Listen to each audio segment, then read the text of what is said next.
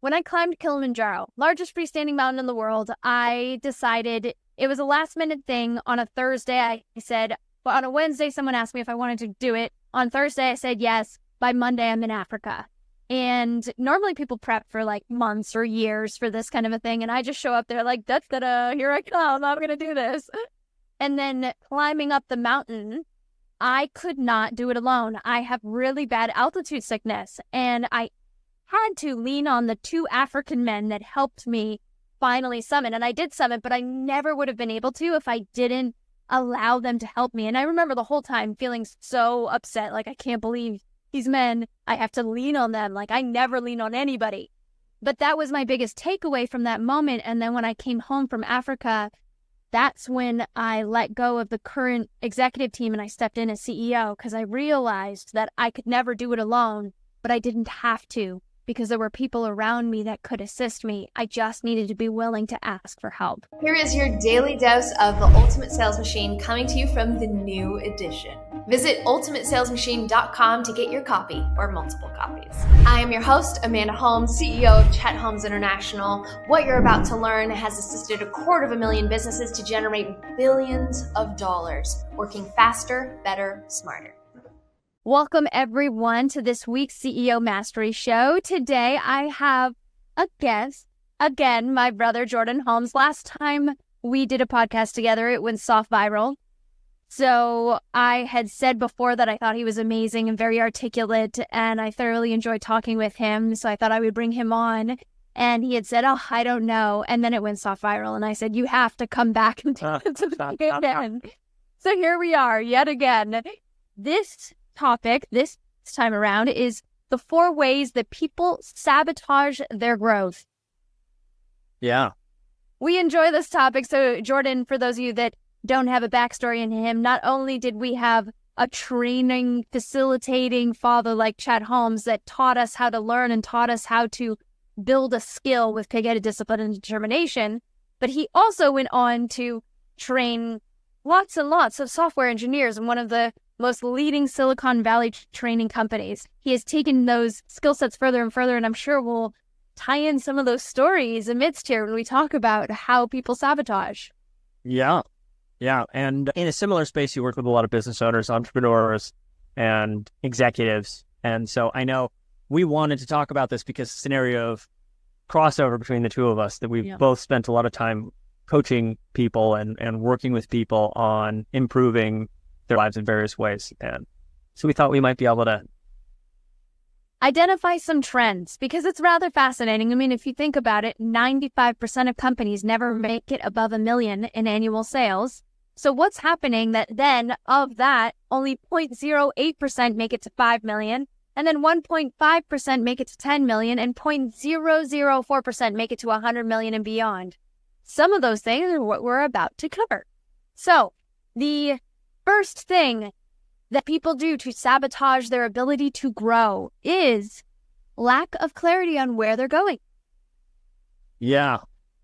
It's a surprisingly easy thing to do. It seems so obvious, and yet I don't think it is. Like where people go, yeah, well, I want to make more sales.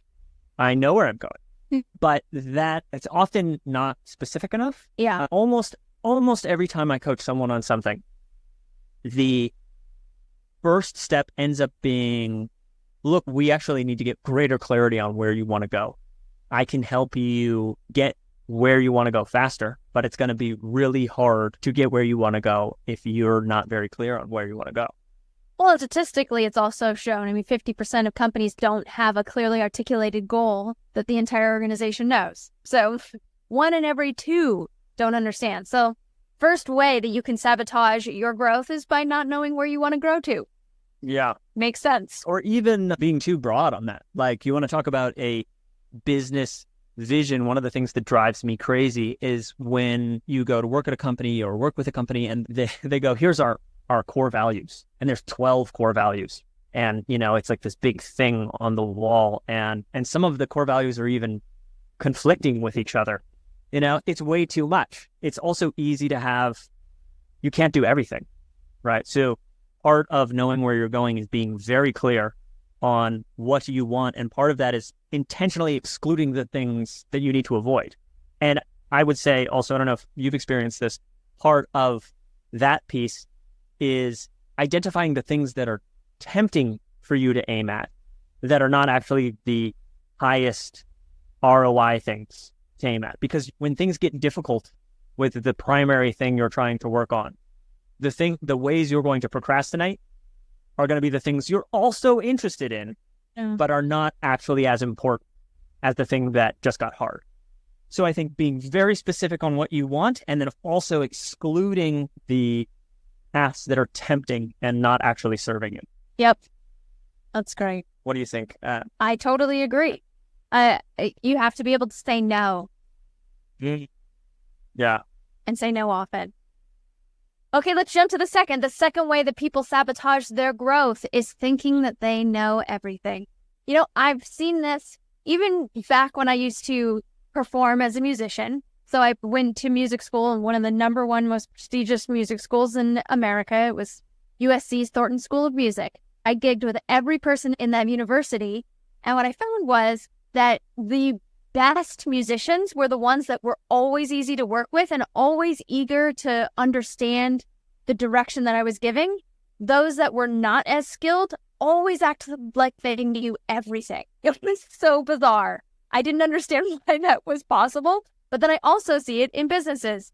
You know, my 8 and 9 figure executive teams are usually way more inquisitive, way more open to possibility, way more acknowledging that they don't have every answer. But then I get $1 million CEO or a $500,000 CEO walking in, and they know everything. And it's so fascinating to see that dynamic. So just acknowledging there are things that you don't know is a huge change. Yeah, I think also, like, in particular, to be looking for areas you might be totally wrong in something you feel very confident in, because that's when you're going to get a really big improvement. Is, hey, I've built a bunch on top of this idea, and if that idea is wrong, then that means a lot of the stuff I've built on top of it is not going to work particularly well.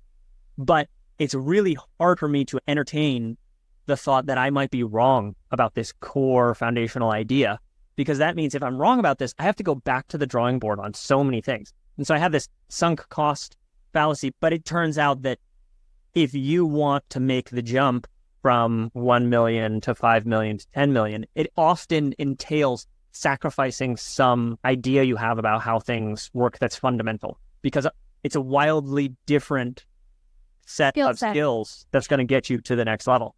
And so, yeah, maybe that's why you see that difference in the more successful business owners, is that they've learned they have to be open to being totally wrong about something, some core idea. Yeah. They've already had to several times scrap their previous set of beliefs, scrap their previous skill set, and take on something new. I love that. Yeah. Okay. So the third biggest place where people sabotage their ability to grow, I call them the magic pill poppers. We live in a society where we just want to take a pill and solve all the and very often that's not the case. And what I'll see is in somebody that's just starting in business or has only gotten to a certain threshold in revenue, when they come up with a goal, there's a lacking of the decades of trying to implement new ideas or new concepts or their own initiatives to get to that next place, where their expectations are so short-lived that if it's the right solution, it should be the right solution immediately. And if it's not, then we give up on it and we look for the next right solution, as opposed to coming up with an idea, then continuing to test it until that idea is so far down the line that you've proven it could be successful or not. I liked what you said about deciding the minimum amount of time of viability. Mm-hmm. So something that I find useful in this area is when you sit down to try something new, setting, hey, I'm not going to question whether or not this is the right strategy or the right way to go about this until 3 months have gone by or 6 months have gone by because, and it depends on what the thing is that you're trying. Some things, some new thing you want to try, you're not going to see results until 6 months. And so it doesn't make any sense to question the approach until you actually get to see results. And you need to determine that up front, because I think sometimes people make decisions in this space based off of how they feel, which means they quit something new the second it gets hard. And oftentimes the results come right on the other side of the thing being really hard. Yeah. Yeah, it reminds me of, we were working with one Core Story client, and they were a startup. He had just left his cushy job to start a new business, and he had hired us to build out what that marketing and sales collateral would be. And he went out and went to one door and tried to use what we taught, and he quivered back in failure, and he said, it didn't work, I give up, I want my money back. It was like, wow, we're a week in. Yeah. I think we need a little bit more time, right? And we ended up building him a whole sales process over 6 weeks. It was brilliant. He went from nothing to booking appointments at like 75%. 75% of the time he would book an appointment. It was absurd, right? It was awesome. But his expectation of how quickly it should happen was wildly different than, let's say, like, I have a $250 million company that's trying to get to $600 million. And they said, okay, we're going to take this core story and we're going to deploy it over the next year. And we anticipate that over the next year and a half, we'll start to see more results. But granted, their sales process is like between 8 to 12 months, right? Yeah. So they're used to, okay, this will take time. This will take, everyone getting to used to this will take time. So, but that's a great example of like, hey, we know from first contact to a sale is like a minimum, 8 months or 7 months or something like that. So it doesn't make any sense to try a new sales process and abandon it before the 6-month mark. And so they had the wherewithal to know in advance, hey, it's going to take this long to see results. And so that's when we might check in and go, is this working or is this not working? Yeah. Feelings are not a good measure of good thing to follow there. It also makes me think about, like, we've had some of our greatest success stories have come from people that are in so much pain. You know, the house is on fire, they're losing money month after month, and they have to solve the problem. Therefore, their ears are so wide open and they have accepted that we are going to help them, and they're following everything we say with, clarity. It's actually kind of an interesting thought. That's an interesting one, because I actually was thinking, I've experienced where when it feels like an emergency to people, sometimes they're even more quick to want to change strategies. Nice. Yeah, I'm helping a friend of mine through a job search process right now, trying to get his career in order. And the job search has not been going particularly well, and that's hard financially. And so he's thinking really short term. How do I get this job that I'm trying to land? And it might not even be possible over the time frame he's trying to do it. And so sometimes, instead of going, I'm in this fear mindset, this emergency mindset, and I need to do something, and I try this, and it's like, oh, it's not really working, try something else, versus taking the coldly logical point of like, okay, realistically, how long is it going to take to do this thing? And if I'm on such a timeline where it's like, I can't realistically expect results here for 6 months, and I need results sooner than that, then, like, again, that's not the approach you should have. You should figure out how to extend the timeline first. Sometimes making the right change requires stepping back and figuring out how you can allow the right change to take longer. Yep. Oh, hey, I need to make a dramatic change in 3 months. And it's like, well, that's not possible. So you need to figure out how to let it take 6. Yep. And that leads to the fourth way people sabotage their growth, which is struggling to ask for help. When I climbed Kilimanjaro, largest freestanding mountain in the world, I decided, it was a last minute thing. On a Thursday, I said, well, on a Wednesday, someone asked me if I wanted to do it. On Thursday, I said yes. By Monday, I'm in Africa. And normally people prep for like months or years for this kind of a thing. And I just show up there like, da-da-da, here I come, I'm going to do this. And then climbing up the mountain, I could not do it alone. I have really bad altitude sickness, and I had to lean on the 2 African men that helped me finally summit. And I did summit, but I never would have been able to if I didn't allow them to help me. And I remember the whole time feeling so upset, like, I can't believe these men, I have to lean on them. Like, I never lean on anybody. But that was my biggest takeaway from that moment. And then when I came home from Africa, that's when I let go of the current executive team and I stepped in as CEO, because I realized that I could never do it alone, but I didn't have to, because there were people around me that could assist me. I just needed to be willing to ask for help. So I'm one to have a hard time asking for help, but it really landed for me. I was listening to Tommy Mello talk. I don't know if you're familiar with Tom. I was listening to him talk last week, and he was saying, my greatest strength is that I'm great at asking for help. And I thought, wow, that is actually a great That's a good way to think about it. Yeah. Yeah. Because you're never going to get there. Right? What's the African saying? If you want to go fast, go alone. If you want to go far, go together. Right? Yeah. I was just telling Amanda on this point that it's easy to notice this maybe in an environment that's not your environment.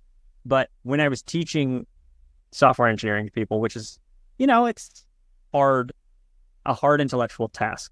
And a lot of people have this sense that, like, if I can't learn this, I'm stupid. And so they're in a school setting where they're learning this material. And if they were struggling to learn the material and they could feel that they were not quite getting it, they were having a hard time, some people would do this fascinating thing of trying to hide that they didn't understand. And so they're dodging answering questions. They're trying not to talk to me as the instructor, and just like trying to cover up the fact that they're not getting the material. And that's precisely the opposite of what they should be doing, because I'm literally there and being paid to help them understand the material. How often do you experience where you're having a hard time, but you don't want anybody to know you're having a hard time? Yeah, and nobody can help you if you don't let them know that you're having a hard time. But it's hard on the ego to admit, I'm struggling with this thing. I think at the end of the day, what's really important is that you acknowledge you are having a hard time doing a thing by yourself. If you're having a hard time with something, a really, really good strategy is to get help from people who know how to do that thing well. Yeah. And acknowledging that you don't have to know how to do everything. That's also important. Stick to your strengths. Yeah. Have you seen that with business owners struggling to ask for help on things? Have you ever? I think so. I see a dramatic difference between those that get great results and that continually grow year after year. I'm thinking about like some of the CEOs that have hit the Inc. 5000 list multiple times versus those that will stay in the same revenue bracket for decades. And that's a huge part of it. That, someone like I'm thinking about DLP Capital. I've worked with Don Wenner before. I've spoken at many of his events, and they've hit the Inc. 5000 list 10 years in a row. He is 39 years old, and he's very, very clear that his goal is he wants to be a privately held Fortune 500 company. That's his one goal. How he gets there, there's many different iterations, but you'll hear him say it all the time, and he says, hey, you want to rally with me so we can be the first privately held Fortune 500 company? Let's do it. And everyone gets on that bandwagon because he recognizes that his goal is bigger than just him being able to do it all. And I love that about him. And he inspires people to want to join in on his mission. And because of that, he can create affordable housing. He does these amazing things where he does, like, every one of his staff can submit a wish that they'd like for him to accomplish. And I think it's like once a year or twice a year, he picks one person. Like, he's given a couple in vitro, like he paid for them to have their baby. He's given people a master's degree education. He's given, like, he can do so many wonderful things, and he gives back so much more because he's willing to ask people for help versus somebody that says, I know what I know. I'm already the best. I've been doing this for 2 decades. Yeah, but you're still floating at 500K in revenue. I mean, I get it. Like, you're doing more than most because 95% don't even make it to $1 million, That there's this shift in mindset there. Yeah. And how do you think, we discussed this a little bit, like, how do you actually make that change of struggling to ask for help? And then, because there's a reason you're not asking for help. So how do you actually shift? Well, I think some of the ways that you can avoid sabotaging, right, that you can be proactive is number one, just getting clear on what your goal is. Because if you know without a shadow of a doubt what's important to you, you will do whatever it takes to get there, right? That goal has to be truly something of value to you. So what we do in our goal setting process when we go through like getting a new core story client, we've actually started incorporating goal setting into our process because we find that people are more motivated to implement something of change when they're invested. And like we had one client that wanted to give back $1 million a year in revenue because he wanted to make more to be able to give more. It wasn't even about him putting more in his pocket per se. He just wanted to do bigger things. And within the first 30 days, he closed an 8-figure contract. So when he got bigger about his own mindset, you can ask Troy about that one. It's a pretty wild story. When he got bigger about his own mindset and went past the limitations of what he felt he deserved or it was all about him. Very often in that goal setting workshop, we find that people want to give back more. They want to do things with their community. They have things that they're passionate about, and that adds to them creating greater wealth. Yeah. Yeah, that's interesting. We didn't really talk about that so much in the goal, in being clear on where you're going. But like part of that is also finding a goal that resonates with you. Critical. Because there's a lot of people who are like, this is what I want. And I'm looking at you and I'm like, hey, it's not seeming like you want this. That's funny. This is what I want, but I don't want to put the work into it. I don't want to be proven wrong. I don't want to try anything new. I don't want to, it's like, man, maybe you don't want that very much. Yeah. It takes quite a good skill to actually pull out of somebody something that actually resonates. I watched Troy do this. Troy Aberley. He does a great job of it, calling on your bluff and seeing if it really resonates or what's important or not important. Okay. The second thing you can think about is potentially finding an expert.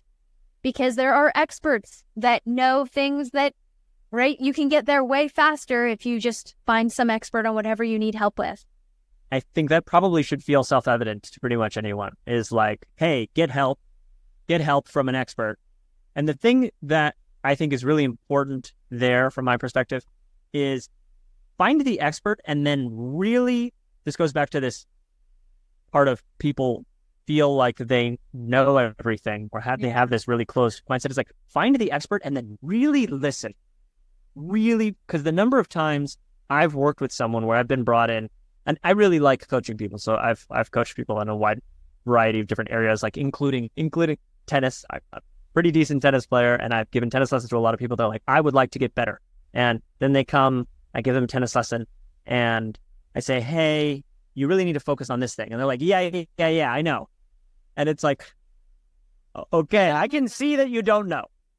So whatever you thought I said that you know, you need to pay a little bit more attention to me or ask me questions, because I'm telling you this for a reason, and I'm the expert you came to because I am objectively better at this than you are. Yeah. And so if I'm saying something, if I'm taking the time to say a particular thing, I must feel it's important. And I'm the expert. And if you feel like I'm wasting your time with what I'm saying, you might want to take a step back and instead think, how do I listen more carefully to this here? As though the expert is communicating something I don't already know. Yeah, that actually reminds me of, we recently got hired for a company and they were trying to figure out if their sales leader was going to cut it. Mm-hmm. So we came in and we helped them build out a plan for how to grow. And never once did she ask me a question. Oh, the sales leader? Yeah. Oh, fascinating. It was fascinating. And the CEO kept getting bothered because they said, why isn't, if I were in that person's shoes, I would have been asking a million questions, because that plan, the details, I'm still trying to figure out, what do I do on Monday? What do I do on Tuesday? I have an idea for my 30-day and my 90-day and my 12-month, but, I have plenty more questions. And it was fascinating to see that there was not even questions. It was like, okay, I've checked off the box that I've done what I was told that I was supposed to bring in an expert, and now I have. So now everything will be sunshine and rainbows. Well, yeah. Only the beginning, because they only hired to come in and give the plan, right? It's fascinating. Yeah, well, I mean, even I would say in any learning environment, if someone is not asking questions, they're almost certainly not paying attention. Yeah. Because language is too imperfect of a medium of communication. I used to, in our boot camps too, we'd have maybe like, let's say 30 companies in a room. And there was one gentleman, Akshat, who would always have like 5 questions for me every single time. And it was very clear to me that everyone else was working on it and doing a little bit, but Akshat was dedicated to mastery. He attended every single boot camp I had. He watched the recordings of them 5, 6, 7 times. And because of that, he walked out. You know what he got from the Core Story Bootcamp? What? He built out a 52-week email series to make sure that every lead he got would turn into a client. And he changed his whole business approach to, instead of reaching out, he sold door handles in India, fine door handles. So instead of reaching every consumer possible and going after every kind of store possible, he identified 50 that he thought would be great, that would produce him 50x what he was getting from any normal B2B interaction. And he just harassed them like nobody's business, right? Pig-headed discipline and determination. And he basically turned his business on autopilot. He now makes double, if not triple the amount. He's working 2 days a week instead of 5 days a week or 7 days a week, all because he was committed. And you tell the questions he was asking was showing that he was trying it and failing and trying it and failing, but he was committed. It was fascinating. Yeah, that's a really good point that maybe we should have started with here. That, like, I've worked with a lot of people, and you can tell pretty early on, like, there are some students where I could spend 15 minutes with them and dramatically upskill them because they were really listening to what I was saying. They were gonna ask follow-up questions. They were gonna try and digest the thing. They were gonna immediately go out and try the thing that I said and then come back and say, hey, I tried what you said.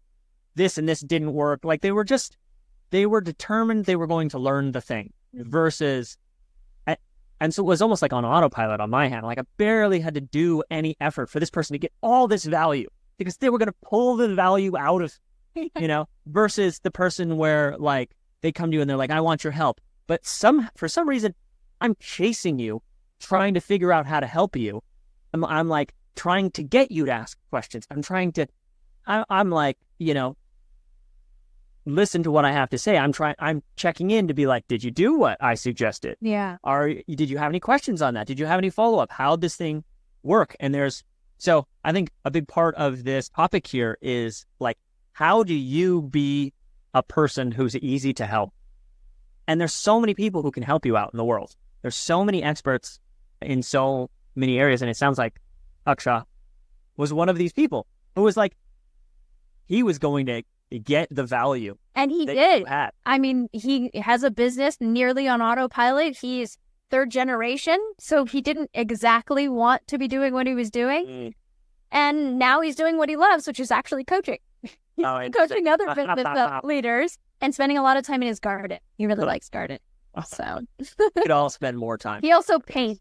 He sends me paintings a lot, pictures of his paintings. So, he's enjoying a more fruitful life because he was actually dedicated and determined to learning, which was actually the final way to progress and overcome your sabotage, is being pig-headed, disciplined, and determined to stick to that same path to get the result. Not same path, but iteration. If you're deploying a new concept or a new idea, it takes time, right? Yeah. I was just having a conversation with somebody about this because I was working with someone on, let's use this friend on this job search thing. Yeah. I was trying to give some suggestions and I was like, well, are you doing A, B, C, D, And it was like, no, I'm not doing that. No, I'm not doing that. No, I'm not doing that. Okay, well, you should go and do this thing. And then I checked in with him again later and I was like, how'd it go? And he's like, oh, I did the thing and it didn't work. And it's like, okay, did you try and figure out why it didn't work? Did you try it again? It was just like, I had a thing. I tried it once. I ran into some difficulty and then that's where it stopped. So having that piece of, I'm determined to try this thing and keep tweaking and keep returning back to what the plan is or what I'm trying to execute on. I again, this piece on communication is imperfect.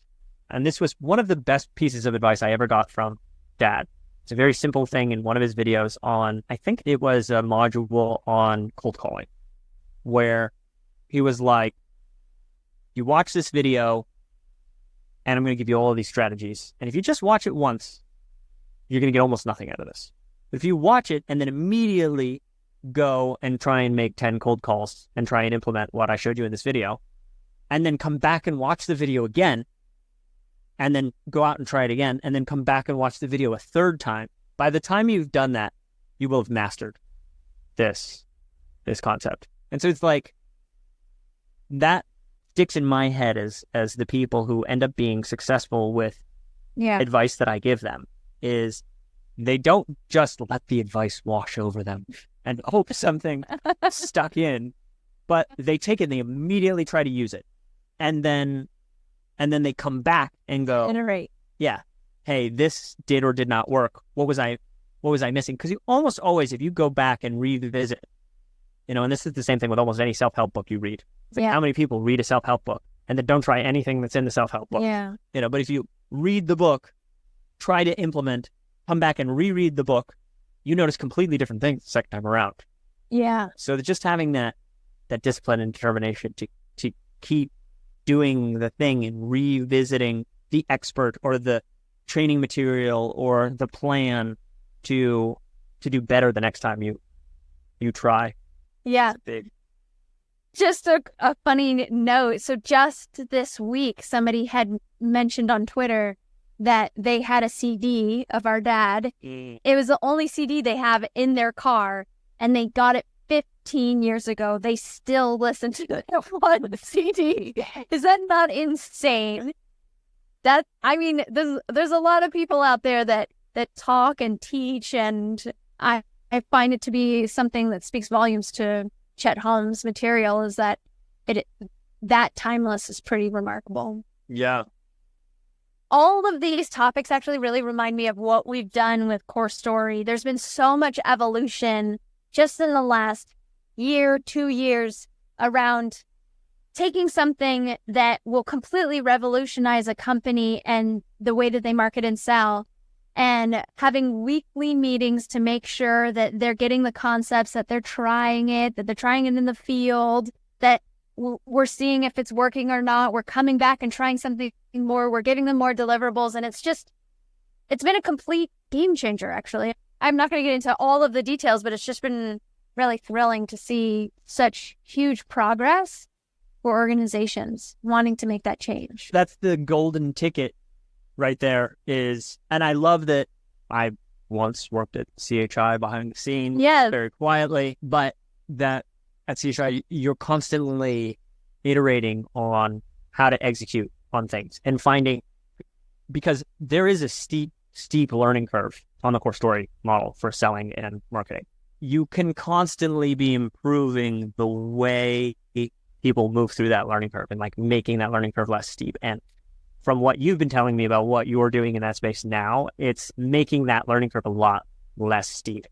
Well, it's also been fascinating as AI has come out too, because so I've spent, the last 9 months working with an AI expert to be able to take what we do and turn more pieces of this using AI. And what I found is I was actually wildly disappointed for majority. I wanted AI to think strategically, and it just couldn't. Over and over and over again. Iteration after iteration after iteration.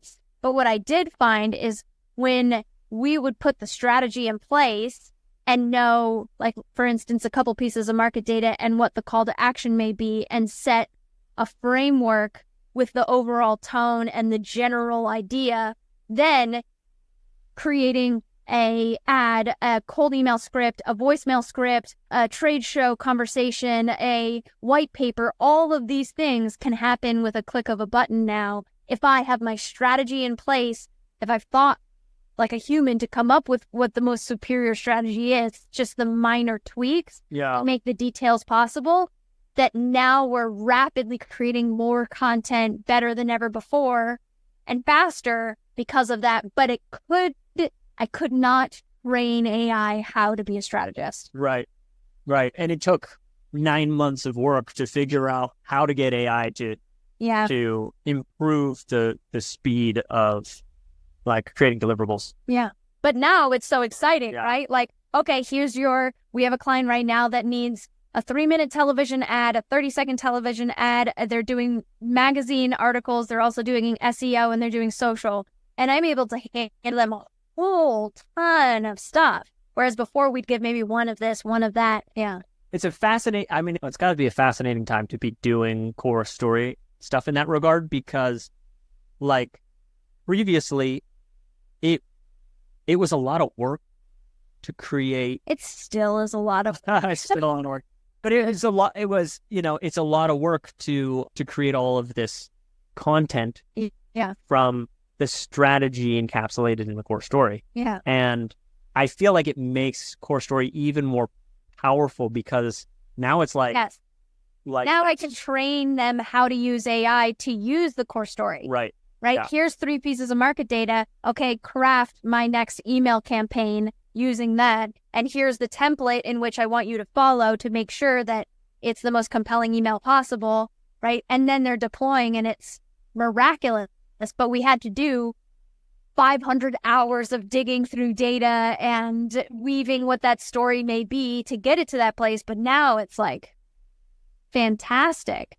Yeah. It just makes the execution easier. And but that also makes, because it's so much easier to produce content now with AI, it's like it makes the strategy of your content production so important. And also I see it now when I look at things, I'm like, oh, that was written by AI. It's like it's AI-ified. There should be some word to explain that the human element of this has been completely taken out, and it's so verbose. It looks impressive because it's so long, but really it's just AI saying things that aren't really all that meaningful. Like I keep A/B testing what Dad wrote, and then I try to tell AI to write like Dad, and it just can't so often. It misses the human aspect, and it also just becomes so much longer than it ever needs to be so often. So I'm perpetually fighting that battle, but it's been fascinating. Yeah. So here we go. The 4 ways people sabotage their growth.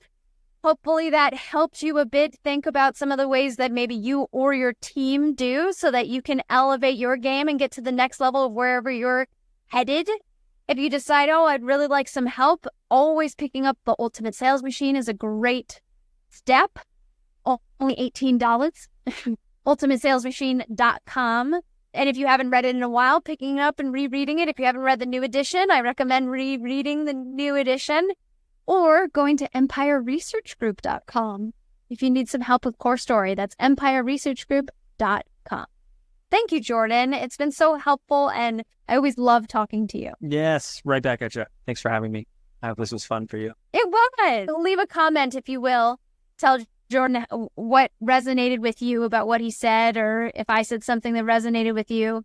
Let us know, so it makes me want to continue to do these podcasts. It doesn't mean anything if I don't hear from you. So please let us know. And until next time. Make sure to get your copy or copies at theultimatesalesmachine.com. There's a lot of special bonuses that you can't get going to Amazon. So make sure you check it out at ultimatesalesmachine.com.